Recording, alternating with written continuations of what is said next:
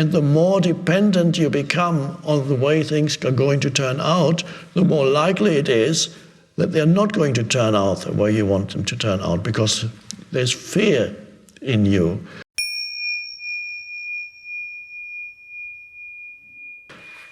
The most important teaching in the Bhagavad Gita that runs through it, it will be mentioned in almost every chapter, is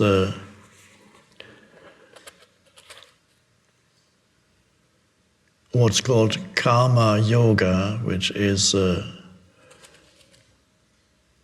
way in which you perform action in this world. I may just read I already briefly talked about it in our first session, but since this is perhaps the central theme, and it's the main spiritual practice, one could say, recommended in the Bhagavad Gita, is to do whatever you do in a certain way.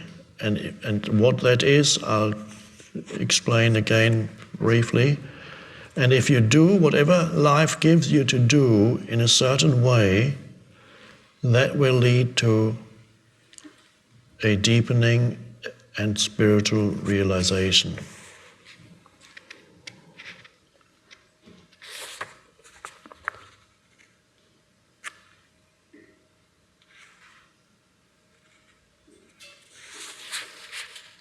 And that can be really, you can summarize that as in the words of the Bhagavad Gita, do not be attached to the fruit of your action, which of course simply means don't look to the goal of what you want to achieve through whatever you're doing now. Give your complete attention to the doing rather than where you want to get to through the doing. And that's, again, a very important lesson nowadays, because most humans don't know that yet. They are always one moment ahead. They want to get there. You may find in your own life still, a lot of the time, you are not present moment centered. You are focused on the next moment that you need to get to. So whatever you are doing at this moment is designed to get you to the next moment, and internally you project yourself away from what you're doing now, because the doing becomes a means to an end. This is very normal. Everybody lives like that. Whatever they do is a means to an end. And meant in their mind, the end is more important than what they are doing. That is so habitual and unconscious that most humans don't even know that that is how they live. That they always live for the next moment, but they're never completely in this moment. They also don't know that by living in that way, they create frustration and suffering and stress and discontent. Basically, they're condemning themselves to continuous discontent and to stress. Because if you ignore the present moment continuously, and ignore means you make it into a means to an end, because the next one is so important that you need to get to, then you miss life completely. You miss the depths that potentially is there in life, and life becomes shallow because it's all mental, because the next moment is always a mind formation. The next moment is a mental projection. The next moment is never a reality because it doesn't exist. When the next moment comes, okay, 1 minute from now, I've got 1 minute to finish this. And then after 1 minute, it's not 1 minute, it's now again. And then there's the next thing to do, of course. Immediately you look to the next thing, because you have become used to being uncomfortable with the present moment, conditioned since childhood to feel ill at ease in the present moment. Oh, I should be doing something, and doing implies some future projection. You can never be, you're always doing. And now the Bhagavad Gita, by recommending as a spiritual practice to renounce, as it's called here, to renounce the fruit of your action. Sometimes that is called a sacrifice. And what is really, in this ancient terminology, what is, to put this into modern terminology, is really designed, telling you to pay attention to what you are doing in this moment and make this moment the primary focus of your life, whatever you're doing at this moment. And the secondary focus is what you want to achieve through whatever you're doing. So, and that is called a sacrifice. One could say you sacrifice the future. If you renounce the fruit, it says if you renounce the fruit, a different energy flows into what you do, and then many helpful factors come in. And that is the truth. And it's a new way of living, where you actually, whatever you're doing now, you give it your complete attention. This is more important than what I want to achieve through it. Yes, I know what I want to achieve through it, but since there's only ever the present moment and nothing else, surely this must be important than the projected future moment. And then you can give your fullest attention to the doing and not to the desired outcome. And also then you are not dependent for your sense of fulfillment on the way things turn out.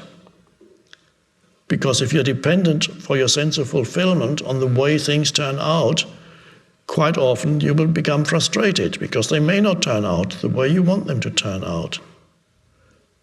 And the more dependent you become on the way things are going to turn out, the more likely it is that they're not going to turn out the way you want them to turn out, because there's fear in you. And when you need things to be in a certain way, there's already fear in you. So the fear flows into what you do and contaminates what you're doing now. The quality of your doing is contaminated by fear. And so the very thing that you were dependent on is less likely to happen, because by the quality of your doing diminishes. In other words, you are less conscious in the way in which you act. The less consciousness flows into the way in which you act, the less likely it is that the outcome is going to be productive and satisfying. So the more you depend on a satisfying outcome internally for your well-being and sense of identity or sense of worthiness or whatever it may be, the more you depend on the desired outcome, the more likely it is that you're not going to get it. It'll fail in some way. And that makes life very frustrating. But if your sense of fulfillment is derived from the doing itself, the outcome is secondary. You no longer need it to make you feel fulfilled. The fulfilling thing is what you're doing now, the attention behind it, the consciousness behind the doing. If you can feel the consciousness flowing through you as you do something with your hands or as you speak or whatever it is you do, relate to other humans, if you feel that and you enjoy the doing of this moment, let's say you have a business negotiation, the outcome is you want the contract to be signed, and if your focus is excessively on wanting the contract to be signed for the company you work for or whatever, then the quality of your interaction with the other humans, the humans that you need to sign the contract, diminishes. The other human, the other person will intuitively feel your unease. You are uneasy because you're fearful about the outcome. So will also intuitively feel that you are not truly relating to him or her as a human being. You are making him or her a means to an end, unconsciously, because you want them to sign the contract. Now, the people that you're dealing with, they don't know these things consciously that I just mentioned, but they can feel that. And they will feel, no, I don't think I want to sign the contract with this person. It doesn't feel quite right. Whatever, or something will come in, they'll verbalize it in some way. No, it doesn't feel right. Or they bring up some obstacle and magnify it and say, no, I can't do that. And then you have the alternative, somebody who doesn't need the outcome, but who gives his or her complete attention to the other person and actually enjoys the negotiation, the talking, enjoys not just the words that are being spoken, but enjoys the presence of the other human being there behind the words. But you can only enjoy the presence of the other human being if you can enjoy your own presence beyond the mental constructs, in touch with yourself. So there comes a sense of goodness and rightness in the present moment of being with this other human. So you acknowledge their being. You're not using them as a means to an end. Primarily, yes, it would still be nice if they signed the contract, you know that, but that is not your primary focus anymore. And if they don't sign it, you're not suddenly turning hostile. As in the business world, often you find if you don't do what they want you to do, they become hostile. Or they walk away, immediately lose interest in you. You haven't signed the deal. And that's quite normal. The people who are most effective and successful actually are people who, perhaps without even knowing it, perhaps because they have good karma, as the Bhagavad Gita would say, they live in this way. They like every moment of interacting with you. If you are the client, they love interacting. They love that present moment. They don't transform the present moment into some means to a future end. And this teaching about renouncing the fruit of your action is the primary teaching of the Bhagavad Gita, which is 2,000 or 3,000 years old. And still, most humans haven't learned that lesson.